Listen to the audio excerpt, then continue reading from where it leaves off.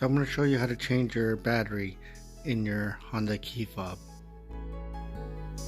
Push this switch right here and slide out your key. Then you're going to look for these two notches right here, and you're going to put the key in there and you're going to twist till it opens. There it goes.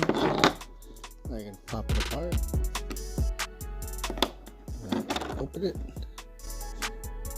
and then I'm gonna pull that out, and we're gonna replace it with a 3-volt 2032 battery, which we got right here. Pop this right back in.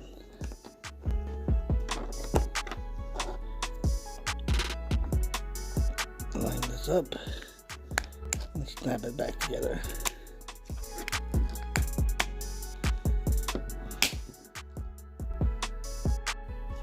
Slide your key back in. There you go.